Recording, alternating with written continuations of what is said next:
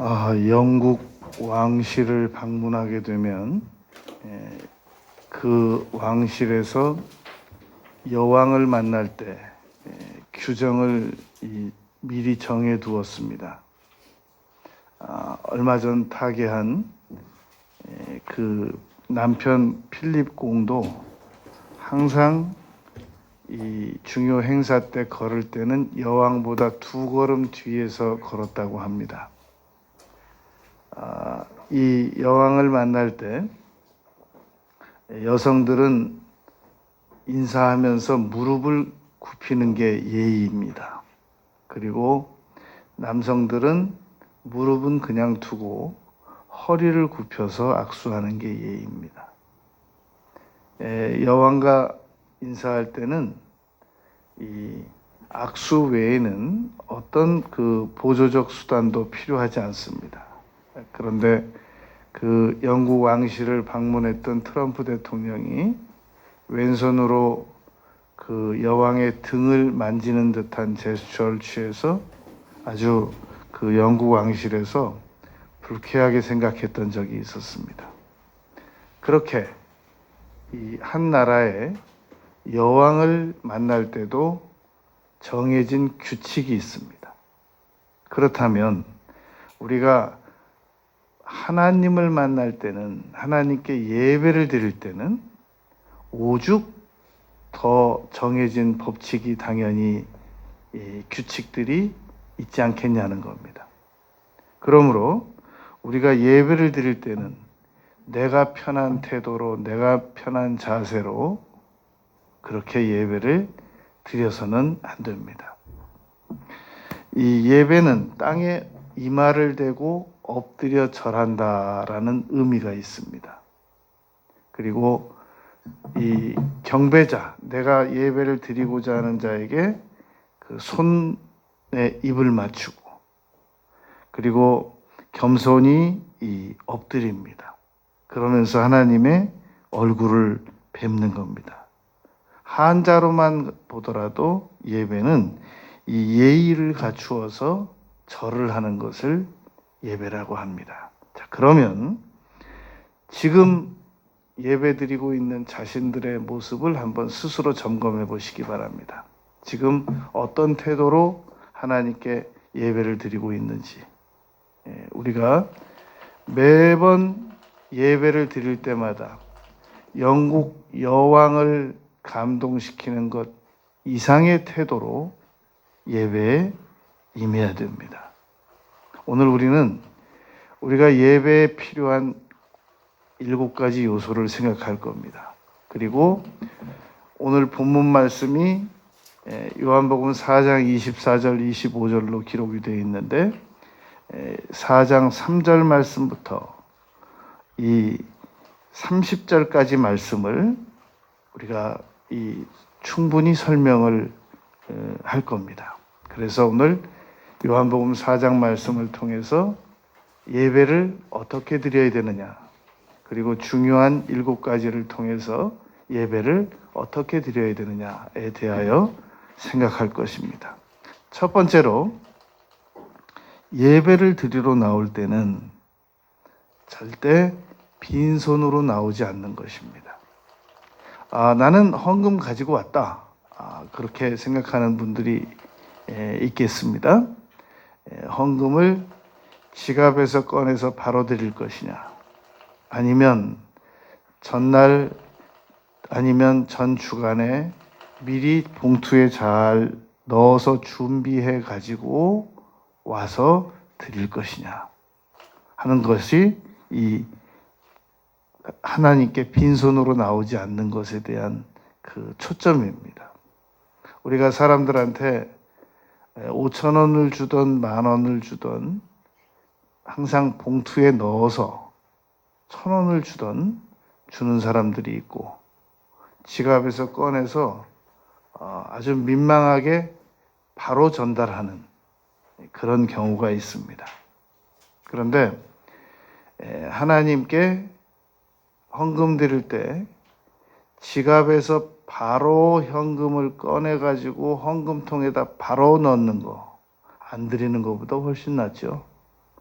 그러나 지갑에서 돈을 꺼내서 바로 헌금통에다가 넣는 것은 사람에게 바로 지갑에서 꺼내서 봉투라는 규격을 거치지 않고 바로 전달하는 것과 같습니다. 얼마입니까?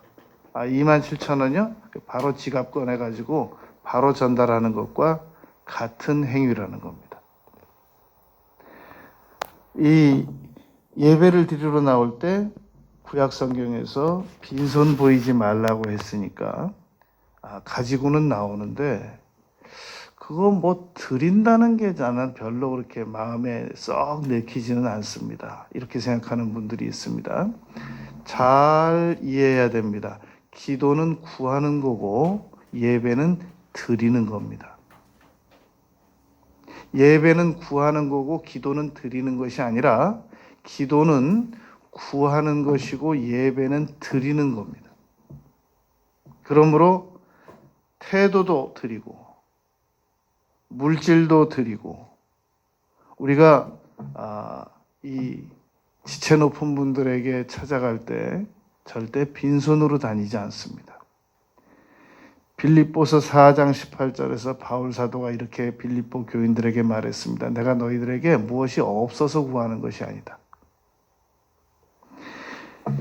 이 마리아는 여러분 요한복음에 보면 향유를 자신의 그 평생의 그 시집 미천으로 모아두었던 그 머리에 바르는 그 향유를 예수님의 그 슬리퍼 신고 다니는 그 거친 발에 부었습니다. 옆에 있던 가룟 유다가 아주 가만 안 있었죠. 이걸 가난한 자들에게 주면 얼마나 잘하는 것인데 허비하느냐. 그러니까 예수님께서 오히려 그렇게 말하는 유다를 꾸짖으셨습니다. 저가 나에게 좋은 일을 했다. 여러분 마태복음 2장 11절에 보면 어린 아기 예수에게 동방박사가 가서 황금과 유향과 모략을 드렸습니다. 어린 아기에게, 어린 아기 예수에게. 우리가 하나님께 나와서 무엇인가를 드릴 때는 감동을 받으시든지 마시든지 지갑에서 턱 꺼내가지고 커피숍에 가서 커피 한 잔 먹는 거 결제하는 식으로 드려가지고는 하나님께서 그렇게는 우리가 평생 드려도 감동 못 받으십니다. 하나님께서. 이 헌금을 다리미로 다려가지고 봉투에다가 잘 넣어서 드리는 그런 그 시골 할머니 성도님들 계십니다. 그런가 하면 서울에서 양복 잘 입고 예배당에 가서 지갑에서 꺼내가지고 바로 많은 금액을 드리는 그런 신사 성도들도 있습니다. 하나님께서 어떤 것을 더 귀하게 받으시겠습니까? 예배 드릴 때 준비할 거 뭐 입고 갈까? 그냥 아무거나 빼가지고 옷장에서 좋은 옷 다 두고 아무 신발이나 턱 신고 그렇게 예배드리러 오는 경우도 있습니다. 그러나 다음 주일날 뭐 입을까? 잘 준비해서 입고 오는 경우도 있습니다. 예배는 준비한 만큼 하나님께서 감동을 받으십니다. 두 번째로 우리가 예배 드릴 때 신경을 써야 되는 부분은 반드시 말씀을 들으면서 찔려야 됩니다. 나는 오늘 설교 말씀을 들었는데 아무것도 안 찔리더라 하는 것은 설교 자체에도 문제가 있을 수 있겠습니다만 많은 분들이 설교 듣다가 주보에다가 다음 달 결제할 거 적는 분도 있습니다. 낙서하는 분도 있습니다. 그리고 계속 예배를 드리면서도 조금 전에 하다가 온 일에 대한 생각을 하는 분들이 있습니다. 이번 주에 해야 될 일을 생각하는 분들도 있단 말입니다. 멈춰야 됩니다. 지금 예배 드리는 시간이란 말이에요. 공부하다가 온 학생들은 공부에 대한 생각을 하기도 한단 말입니다. 그것은 성실한 게 아니라 예배를 불성실하게 드리는 겁니다. 자기 일에 성실한 게 아니라 예배를 불성실하게 지금 드리고 있는 거란 말입니다. 그래서 이 누가복음 24장 32절에 보면 예수님께서 말씀하실 때 마음이 뜨거워졌다 그랬습니다. 잘 들으면, 설교 말씀은 잘 들으면 안 뜨거워질 수가 없습니다. 정상적으로만 들으면. 그리고 데살로니가 전서 2장 13절에 보면 데살로니가 교인들에게 바울 사도가 칭찬했습니다. 너희가 우리가 전하는 말을 사람의 말로 듣지 아니하였다. 저 지금 목사님이 하시는 말씀이야. 목사님이 지난주에 뭐 책 몇 권 뒤져가지고 나와서 편집해가지고 말씀하시겠지. 그래가지고는 은혜 못 받습니다. 하나님께서 목사님의 입을 통해서 지금 나에게 지금 하시는 말씀이야. 라고 들어야 된단 말입니다. 그리고 이 믿음은 들음에서 난다. 그랬기 때문에 하나님의 말씀은 성경 사례들을 많이 들어야만 믿음이 가중됩니다. 홍해바다가 갈라지고 여리고성이 무너지고 태양이 정지되고 요단강이 갈라지고 태초에 하나님이 천지를 만드시고 홍해바다를 가르시고 38년 된 병자가 낫게 하시고 소경이 눈을 뜨고 안진뱅이가 일어나고 이런 말씀들을 계속 들어야 믿음이 강해집니다. 세상 소식을 계속 많이 들으면 들을수록 두려워집니다. 늘 이 두려워서 벌벌벌 떠는 분들이 있습니다. 교회 다녀도 세상 소식을 많이 들어서 그래요. 어디 누가 죽었다 그러더라. 어디서 누가 사고 났다 그러더라. 어디 뭐 자살 폭탄 테러 일어났다 그러더라. 어떻게 안 불안해요? 여러분, 시속 500km로 달리는 차가 창문이 없어 보세요. 얼마나 두렵겠나. 과학은 놀라운 속도로 발전해 나가는데 마치 창문 없는 자동차처럼 몹시 빠른 속도로 발전해 나가는데 어떻게 안 두렵겠냔 말입니다. 그런 소식만 잔뜩 듣고 와가지고 두려워요. 당연히 두렵죠. 그래서 지금 여러분 500km로 달리는 창문 없는 차 타는 거나 풍랑이 있는 곳에서 제자들이 배 타는 거나 마찬가지입니다. 그때 예수님께서 내니 두려워 말라. 너희가 너희 믿음을 어디에 두었느냐? 라고 말씀하셨었단 말입니다. 그래서 예배를 드릴 때 오늘의 예배의 목표는 내가 무엇을 준비하고 예배 드리러 갈 것인가. 그게 첫 번째입니다. 현대인들이 예배를 드리는 이유, 예배를 빨리 끝마치기 위해서라는 말이 있습니다. 옳지 않은 태도입니다.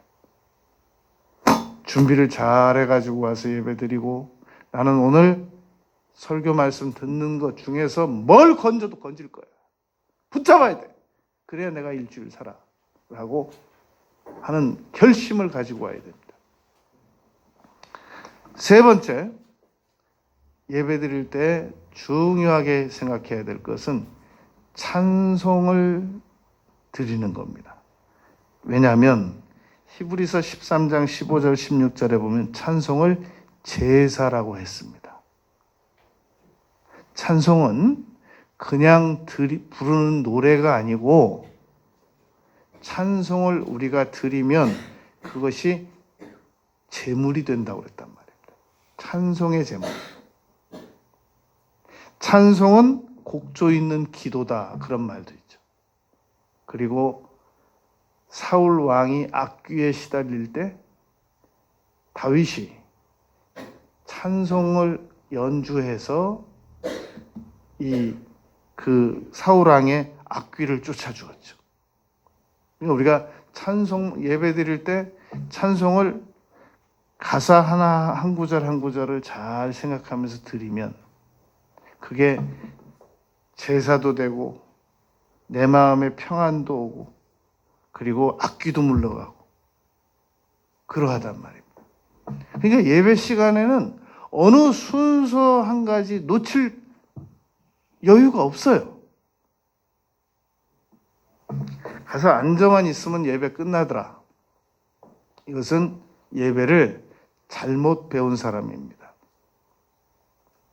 네 번째로 예배 드릴 때 신경 써야 될 부분은 우리 성도님들은 봉사가 3이고 예배가 7 이상이어야 합니다. 중요도가. 그런데 요즘은 그래도 우리 비대면으로 지금 예배 드려서 아주 다행입니다. 밥도 안 하고 뭐 식당 봉사도 안 하고 그런데 예배 드리러 와가지고 봉사를 더 많이 하는 분들이 있습니다. 마르다처럼 마리아처럼 예수님 발치에 앉아서 말씀을 들어야 되는데 봉사가 머릿속에 잔뜩 지금 봉사가 있어요. 그 계획이 짜 있어요. 그래가지고 예배 시간에 제대로 못 들어옵니다. 신방 가보면 아직도 준비가 안 됐어요. 그래가지고 찬송 드리다가 그냥 압력밥솥 터져가지고 또 가서 그것도 갔다 와가지고 또 찬송 부르려고 또 전화 와가지고 또 얼마나 복잡한지.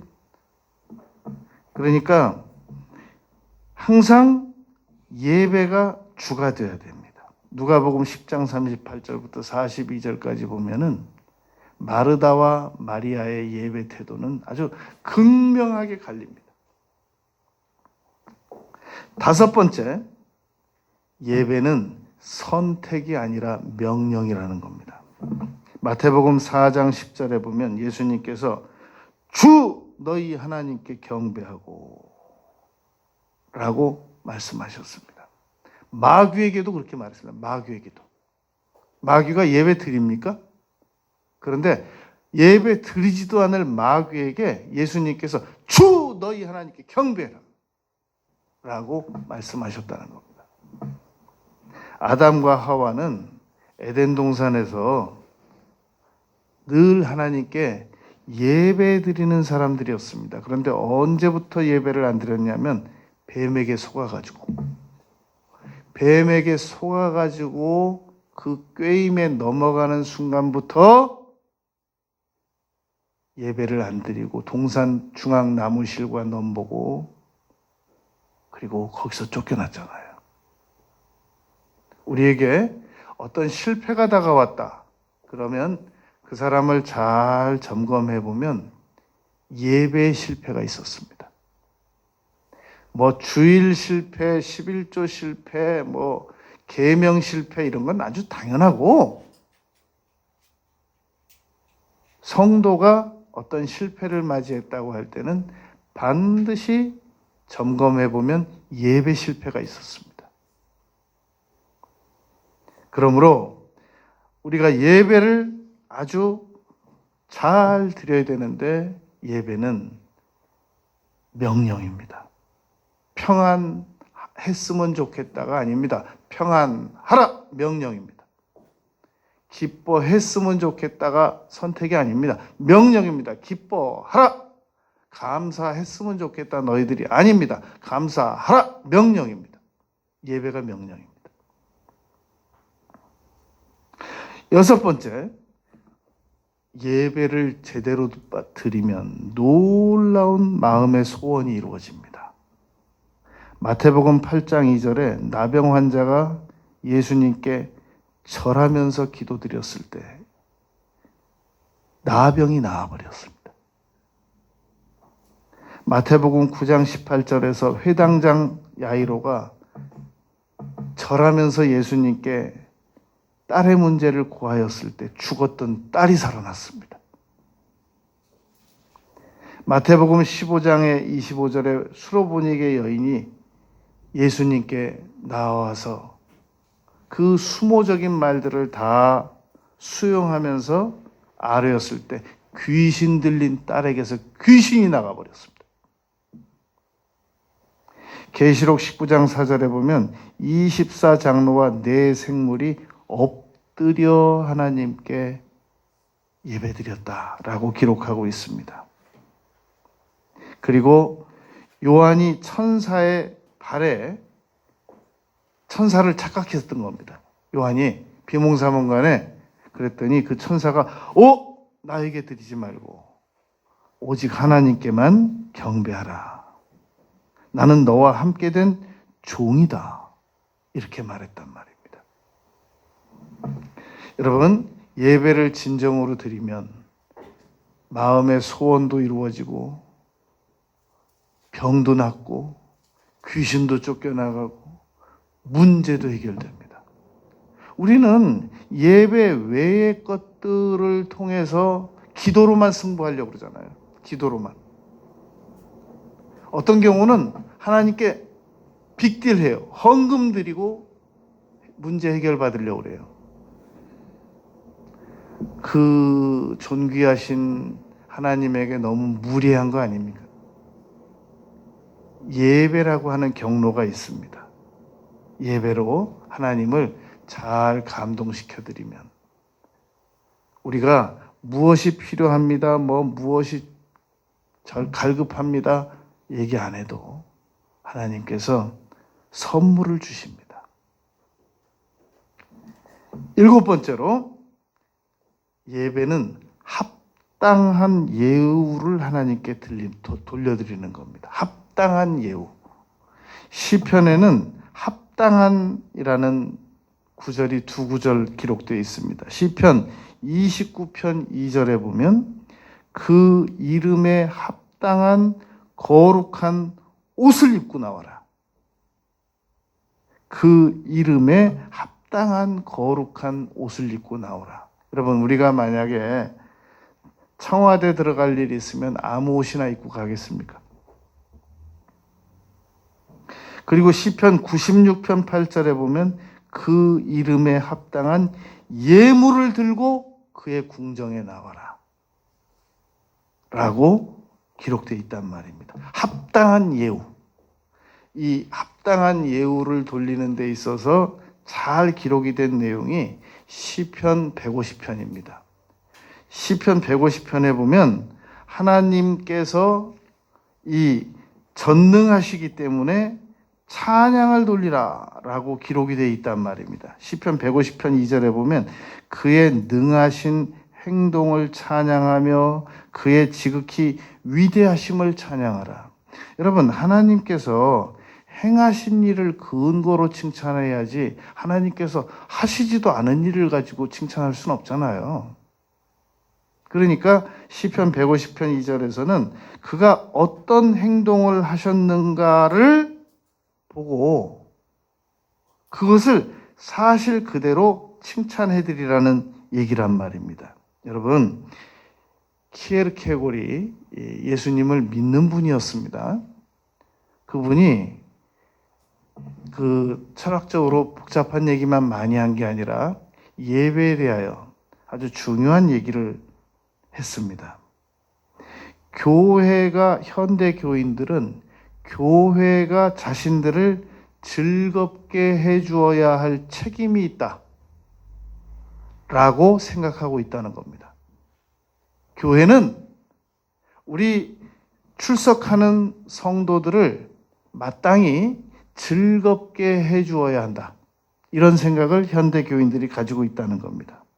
그런 사람들은 설교자가 마치 배우처럼 충실하게 그 역할을 소화를 해주어야 한다. 그래서 여러분, 어느 교회는 무슨 목회자가 막 기타 연주하고 막 드럼 치고 그리고 막 예배 말씀 중간에 막 춤추고 그리고 한참 또 캐나다에서는 막 그냥 뒹굴르면서 웃고 별일 많았습니다. 역사적으로. 그런데 키에르케고르 이분 주장한 거예요. 그런데 예배는 드리는 자들이 배우라는 겁니다. 드리는 당사자들이 지금 하나님께 보여지고 있는 중이라는 거예요. 왜냐하면 예배 드리는 자를 찾으신다고 그랬거든요. 오늘 요한복음 4장에서. 하나님께 신령과 진정으로 예배 드리는 자들을 찾으시느니라. 그러니까 배우적 역할을 잘하는 사람들을 찾는다라고 말했단 말입니다. 설교자들은 오히려 그들을 돕는 역할을 하는 겁니다. 설교자가 여러분 배우적 위치에 있는 게 아니라 설교자가 지금 예배 드리다가 설교자가 하나님께 발견되는 게 아니라 설교자가 예배를 드리는 여러분들께서 하나님께 발견되시도록 도와드리는 역할을 하고 있단 말입니다.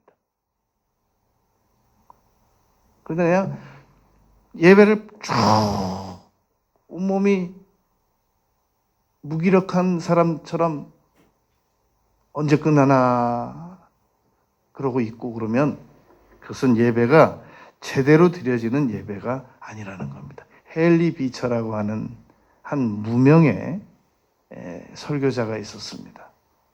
이분은 그날도 자기가 설교할 기회가 없었는데 갑자기 유명한 설교자가 문제가 생겨서 그 설교 자리에 참석을 못하게 됐었습니다. 그래가지고 급히 연락을 받고 헨리 비처가 설교 강단에 딱 섰는데 아니나 다를까 사람들이 막 여기저기서 우르르 일어나기 시작하는 겁니다. 광고를 듣고 나서 헨리 비처가 그때 얘기를 했습니다. 오늘 설교자를 만나러 오신 분들은 퇴장하시기 바랍니다. 그러나 예배를 드리러 오신 분들은 예배 드리고 가시기 바랍니다. 그랬더니 엉거주춤해가지고 다시 앉더랍니다. 여러분, 우리는 하나님께 예배를 드리러 이 자리에 나왔습니다. 누가 발견돼야 되겠습니까? 설교자가 하나님께 대표로 발견돼야 되겠습니까? 예배를 드리는 한 분이 하나님께 발견돼야 되겠습니까? 이 예수님께서 이 수가성 우물가의 여인을 이제 만나게 됩니다. 이 여인은 정말 그 더운 시간에 사람들이 없는 시간을 피해서 물을 길르러 나왔습니다. 그래가지고 예수님께서 물 좀 달라고 요청을 했더니 아주 공격적으로 대답했습니다. 당신은 유대 남자인데 원래 우리 유대인과 사마리아 사람들은 뭐 필요한 물건이 있어도 잠깐 빌려주고도 받지도 않는 관계인데 어떻게 나한테 물을 달라고 할 수가 있습니까? 이렇게 공격적으로 대답을 했습니다. 그때 예수님께서 내가 너에게 물 달라고 하는 자가 누군 줄 네가 알았더라면 나에게 선물을 구하였을 것이고 나에게 물도 주었을 것이다. 생수도 구했을 것이다. 이렇게 말했단 말입니다. 여러분, 사람은 아무리 괜찮아 보이는 사람도 다가가면 아프게 합니다. 그런데 예수님은 가까이 다가가면 다가갈수록 우리를 치료하십니다. 평안과 안식과 위로를 제공하십니다. 이 까다로운 여인과 예수님은 한마디도 충돌 없이 얘기를 끝냅니다. 놀랍습니다. 정말 하나님 맞단 말입니다. 그랬더니 여인이 그러면 그런 생수를 내게 좀 주시기를 바랍니다. 라고 말한단 말입니다. 그랬더니 예수님께서 너의 그러면 남편 데려와라 그럽니다. 그랬더니 이 여인이 저는 남편 없습니다. 네가 말한 게 옳다. 지금 너하고 같이 살고 있는 사람 네 남편 아닌 건 맞지? 예배의 방해 요소를 먼저 제거시켜 주십니다. 여러분, 사람마다 예배의 방해 요소를 가지고 있습니다. 그게 이제 주로 일계명 위배인데, 자기 자신이 예배 방해 요소인 사람도 있고, 일이 예배 요소의 방해 요소인 사람도 있고, 자녀가 예배 요소의 방해인 사람도 있고, 물질이 예배 요소의 방해인 사람도 있고, 명예가 예배 방해 요소인 사람도 있고, 저마다 다릅니다. 그런데 예배 방해 요소를 사람들은 대부분 가지고 있습니다. 여인이 너무너무 깜짝 놀라가지고 당신 선지자입니까? 이렇게 묻습니다. 당신 선지자시군요. 여인이 예수님을 만나가지고 지금 예수님에 대해서 이 보는 시각이 달라집니다. 첫 번 만났을 때는 30대 유대 청년이었습니다. 그랬다가 아니 당신이 생수를 준다고요. 그러면 당신이 야곱보다 더 큽니까? 야곱보다 더 큰 사람으로 잠시 봤다가 나의 모든 과거를 다 맞추시는 분, 훤히 아시는 분으로 바꿉니다. 그리고 당신 선지자군요. 이렇게 네 번째로 바뀌었다가 내가 그러다라고 예수님께서 말씀하시니까 예수님을 하나님으로 바꿉니다. 이렇게 사람이 처음부터 예수님을 한 번에 알아보는 게 아닙니다. 도마도 예수님을 3년씩 따라다녔는데 못 믿었었단 말입니다. 그런데 부활하신 후에 예수님께서 부활하신 아침에는 마리아가 예수님을 만났고 저녁에 제자들이 다 모여서 두려워서 문 잠그고 있었단 말입니다. 그때 예수님 오셨는데 도마가 그 자리에 없었습니다. 그 후에 도마를 다시 만났을 때 도마가 말했습니다. 나의 주님이시요 나의 하나님이시요. 예수님을 완전한 하나님으로 알아보기까지 시간이 많이 달라졌단 말입니다. 필요했단 말입니다. 이 여인이 예수님과 대화하면서 대화 수준이 아주 놀랍게 달라집니다. 처음에는 물, 남편, 그러다가 예배를 어디서 드려야 됩니까? 라고 예배로 대화가 이렇게 바뀌어 나가는 겁니다. 대화 수준이 바뀌어 나갔단 말입니다. 이 그리스의 그 할머니들은 대화 수준이 그 시장에 나가보면 시장에서 이렇게 나물 팔고 그런 할머니들 대화 수준이 주로 삼위일체에 대해서 얘기했답니다. 목사님이 말씀하시는데 삼위일체는 내재적 경륜과 뭐 경륜적 삼위일체가 있고 뭐 성부 순환설이 있고 뭐 그 아주 그 양태설이라는 게 있고 뭐 종속설이라는 게 있고 나는 근데 무슨 말씀인지 모르겠어. 나물 파는 할머니들 대화 수준이 삼위일체를 논했다는 거예요. 사람은 주로 만나는 사람들마다의 그 대화 수준의 한계를 벗어나지 못합니다. 그런데 예수님과 대화를 하면 대화 수준이 높아집니다. 그게 바로 우리가 예배 때 필요한 일이란 말입니다. 여인이 말을 잘 못 알아들으니까 예수님께서 이렇게 말씀하십니다. 나의 말을 이해하라 그러지 않고 나를 믿으라. 이렇게 말합니다. 여러분, 예수님은 믿는 대상이지 이해하는 대상이 아닙니다. 나를 믿으라. 영어 성경에 보면 believe me 그렇게 되어 있습니다.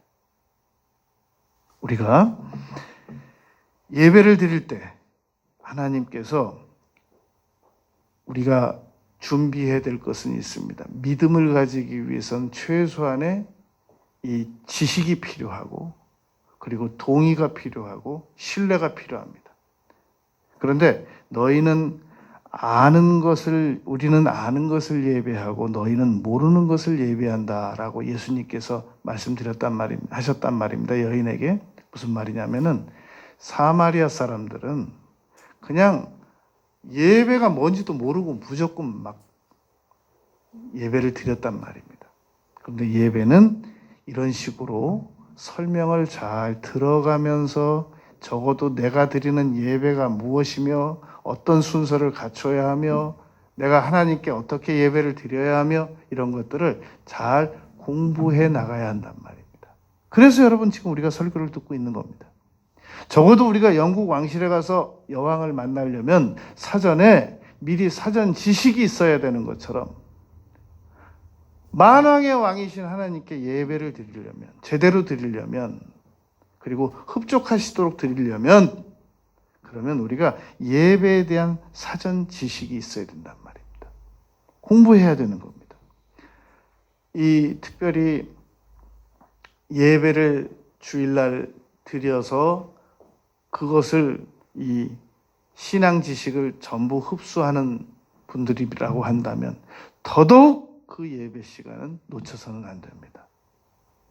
주중 예배나 주중 설교나 주중 기도회나 여러 말씀 듣는 경로가 있는 분들은 서로 주일 예배 시간에 말씀을 좀 놓쳐도 영양분이 흡수가 된단 말입니다. 그런데 주일 예배 딱 한 번 드리는 분들은 그나마 주일날 졸아버리면 끝이에요. 그러면 2주에 한 번 하나님 말씀을 들어야 되는데 이번 주에 좋은 분은 다음 주에도 좋을 가능성이 대단히 높습니다.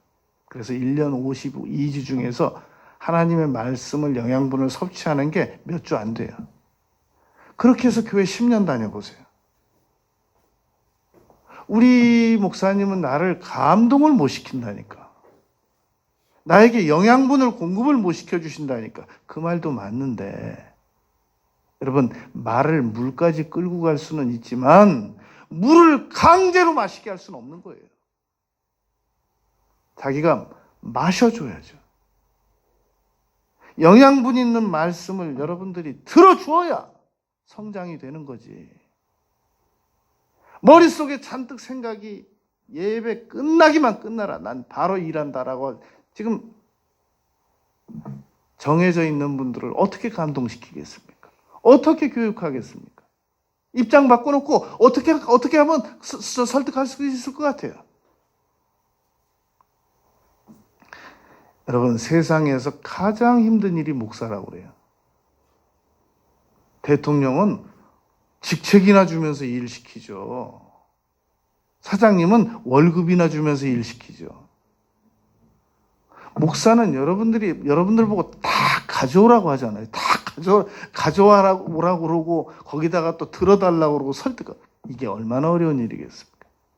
그러니까 여러분 우리가 예배를 목사님이 나를 감동시켜야 되는 게 아니라 내가 하나님을 감동시켜야 되는 게 예배구나 라고 생각을 전환하시기 바랍니다. 예수님께서 올바른 예배를 지금 가르치시기 위해서 누구를 찾아갔나 한번 생각해 보시기 바랍니다. 그 뙤약볕에 남편 5명 바꾼 여인을 지금 예배를 올바로 가르치시기 위해서 찾아가셨다면, 만나셨다면 오늘 우리를 찾아오시고 싶은 마음은 얼마나 더 간절하시겠습니까? 그 여인에게 물길로 나온 그 여인에게 올바른 예배를 가르치시고 싶으셨다면 오늘 우리에게도 얼마나 예배에 대해서 가르치시고 싶으시겠느냐는 겁니다. 또 이 요한복음 4장에서 중요한 것은 결국 예수님께서 여인에게 생수를 주셨느냐 나중으로 미루셨냐는 얘기입니다. 분명히 네가 너에게 물을 구하는 자가 누구인 줄 알았더라면 네가 나에게 생수를 구했을 것이라고 말했는데 결국 예수님께서 생수 여인에게 주셨는가 아니면 새신자반 6개월 다시 등록해서 공부해야 생수가 공급될 거다라고 말씀을 하고 끝내셨는가? 잘 보잔 말입니다. 여인이 물동이를 버려두고 갔습니다.